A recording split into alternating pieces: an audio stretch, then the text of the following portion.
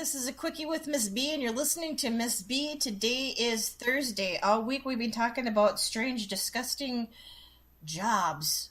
What the? Just saying. Okay, John, so we got an interesting one today. It is government jobs, and these are the ones that people probably don't know a whole heck of a lot about.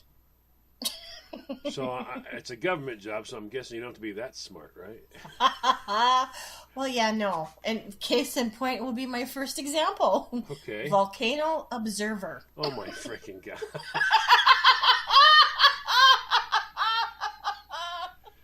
So Joe meets volcano is actually a job.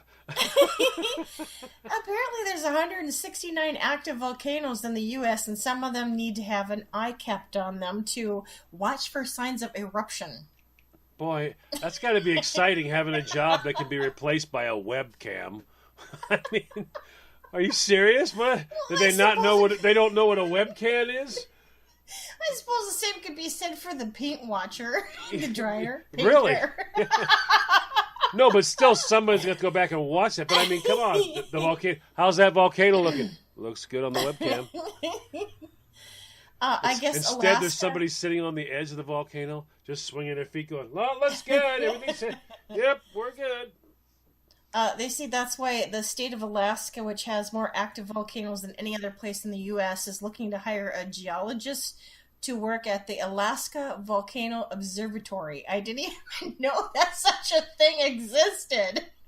Well, yeah, I mean... Yeah, stargazing, but volcanoes? Well, the whole volcano observatory seems a bit, you know, I can understand geologists, somebody who goes to the volcano and measures things, but the actual volcano observatory? Well, yeah, at the observatory, they gather data for the volcano's activity so that they can better predict when it's going to erupt and then warn the residents of volcano hazards. Okay, but they're... But they make it... when you say observatory, it makes it sound like it's got one of those little things like they have on the buildings where you drop the quarter in and you... Hey, look at it! Why is there smoke coming out of the volcano? Ma'am, get down. Get down, get down. They make it sound like it's like that or something. Welcome to the Top Deck Observatory. And if you look down, you'll see the fire and brimstone bubbling up today. And how many people were actually... where these volcanoes are located, they're in the bush, or the woods. Let me explain something to you. Okay, hang on now. The one bush is in Canada. It can't also be in Alaska. Alaska is right next to Canada, so... But that's still a long way to go to see that one bush. But who lives out in the woods? I mean, come on. The population in Alaska, and I'm not picking on Alaskan people by no means, it can't... Can I tell you a secret? In Alaska, everybody that lives there lives in the woods. That's all it is woods.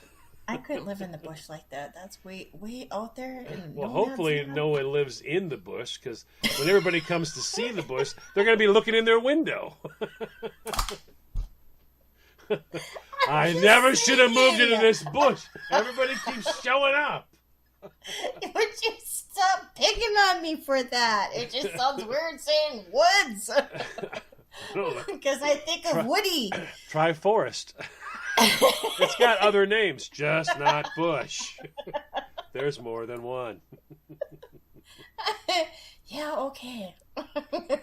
See, it works for Australia because there's hardly any trees. They just have little scrub brush or bushes. So it works.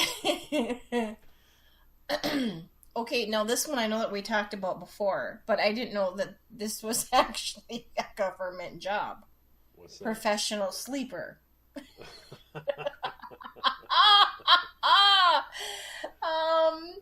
Welcome to the FBI. We didn't know what it was.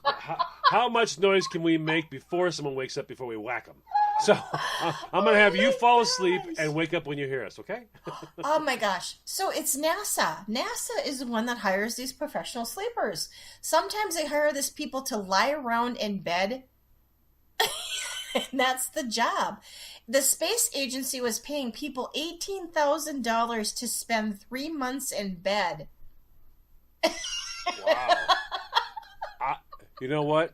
I will volunteer for my country. I'm tilted at a negative minus 6 degree angle. The goal of the study, which is ongoing as of right now, is to learn how much. You said a negative 6 degree angle? Uh-huh. The worst hills to drive on in a vehicle are what they call 7% grades. So you're talking about a 6% grade, which is you're just going to roll out of that bed and fall flat on your butt. Well, they must have a way of keeping these people in the bed so they don't fall on their heads. It's a strap. You're the strap on. They just strap you on the bed. Strap on. Excuse me. We'll get in the bed. Strap on. I quit. Yeah. Thank you. No. Can I get my check now? Yeah, no, I'm good. Thanks. Apparently, they're saying that this is helping them to learn how the human body adapts to being in space. I don't know how, but yeah. Lying down while you're standing up. Okay. Oh, it's this participant saying being stuck on your back for months and getting poked and prodded by researchers is not necessarily a picnic. Wait a minute. Yeah, Hold on. What's with the poking and the prodding stuff? If it's asleep research, don't poke me. Right? And whatever you do, I don't want anybody prodding. What in the world are they going to be poking and prodding on you for? I don't know. I think there's something creepy going on there. You think? Yeah. I'm just saying. I don't know.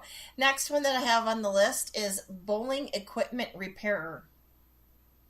Why is that not? What? And that's part of the government. Oh, for the White House bowling alley? Is that what it is?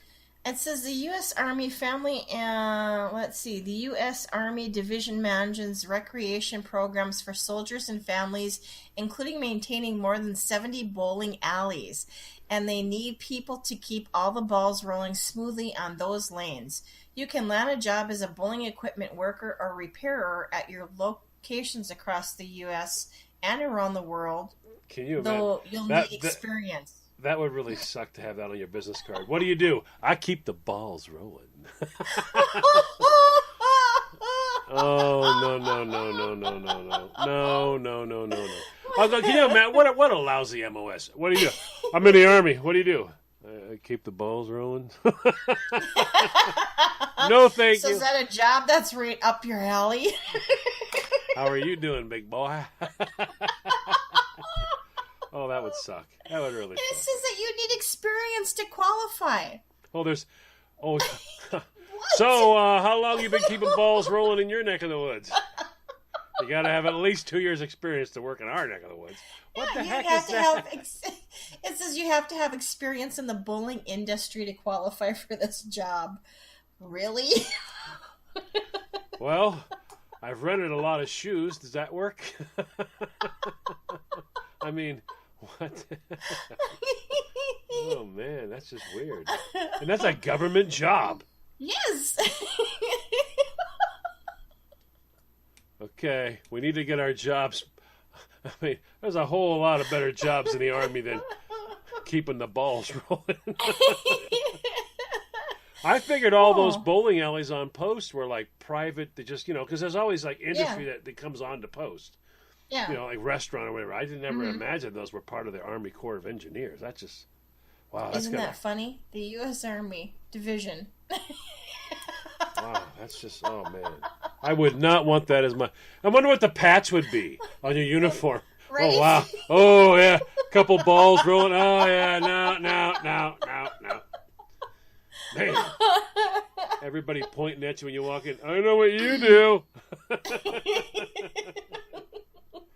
What MOS are you in? I'm a 14 baller. Oh, my God. That would suck. Oh, that would suck. Well, John and I go play a few games of what? See, you're so messed up. I'll just press the commercial break. Hi, everybody. This is Ms. B. Welcome back to a Quickie with Ms. B. All week long, we're talking about strange, disgusting, weird jobs. If you missed the first half of the show, please go back and check it out. And now we're going to continue with our list. Oh, my God. If I have one more blooper, that's it. I'm done. You have one more blooper, we're going to roll with it. It'll be like Friday all over again. Forget it, I quit. I'm not cutting anymore. You know, for those of you out there listening, you have to realize that when we record, some days are a little bit easier than others. Today is not one of those days. Just saying. Right, what's next on the list? Okay, next on the list is a horse wrangler. This is a government job. Well, that's kind of a job that's always existed. They called it cowboy. So but I didn't know there was a government cowboy. Yeah, if you're dreaming of life on the open range, hey, doesn't that sound like a really nice commercial for them? Yeah. The few, the proud, the cowboys. The Bureau of Land Management has a job for you. Oh, my word. That's where it is, underneath that department. Every year, there's a federal agency that temporarily hires horse wranglers to work with wild horses in burrows. That's their program. They help manage the herds of wild horses, round up the animals that are then adopted. The program is controversial, though. Animal rights activists are opposed to the roundups, while environmentalists say that the government isn't doing enough to protect the land from overgrazing by the horses. So we're not going to get into that aspect of it. I'm just saying that I think it would be funny to... Well, yeah. What do you do? Cowboy. I'm a temporary cowboy. I'm a government cowboy. I'm a cowboy on the last half of the year, and the rest I'm a CPA the rest of the year. But for one half of the year, I'm a government cowboy. Oh my word! Oh man, I can't imagine. No, that's just. And weird. Horses are tricky. Horses are really tricky. I can't, trying to. Well, definitely they want to. You never know what they're going to do. Definitely, there's experience required. I'm sure. Oh well, yeah, but still. No experience necessary. We'll train. Oh, yeah. I would not make a very good cowboy. No. Well, there's that whole first part about you're not a boy. So. Okay, I would not make a very good cow person. Let's just be correct on that. Or cowgirl. You can say cowgirl. I mean. Okay. I would not make a very good cowgirl. Because my experiences with riding horses has not been positive. I want to be a unisex cow person.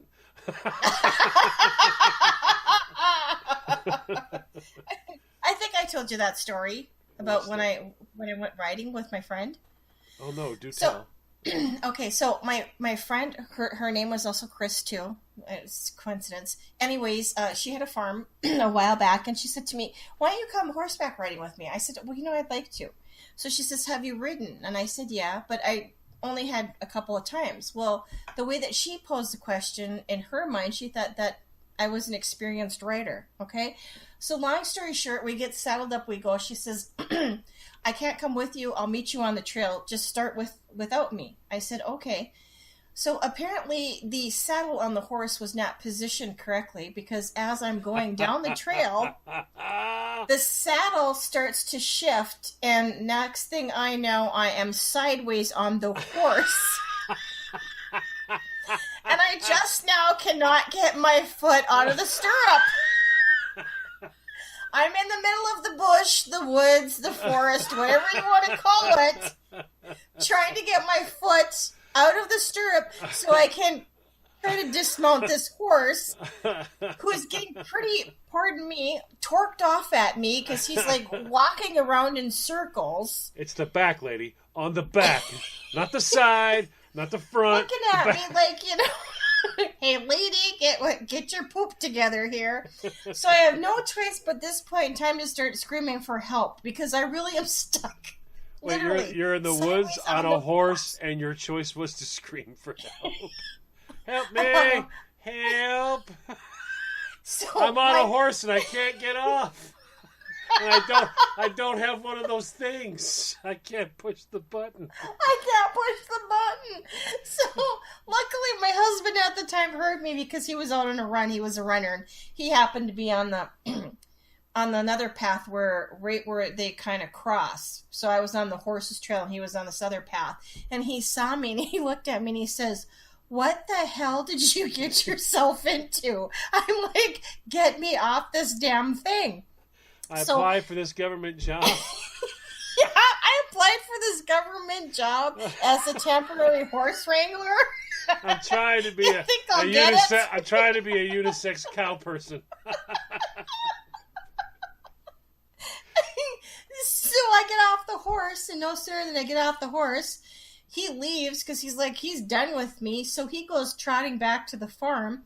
So here he comes in to the farm, and my friend Chris sees just the horse and not me, and thinks like worst case scenario. But luckily, I wasn't too far behind the horse, so I shouted, "It's me! I'm here! I'm okay." 911, what's your emergency? We've lost a unisex cow person. Where? Apparently she believes she's in a bush. Not the open range. She's in a bush somewhere. What bush? I don't know. There's apparently just one. So the moral to the story, people, is if you're thinking about being a horse wrangler, you better know how to ride. But this doesn't apply if you're a unisex cowgirl.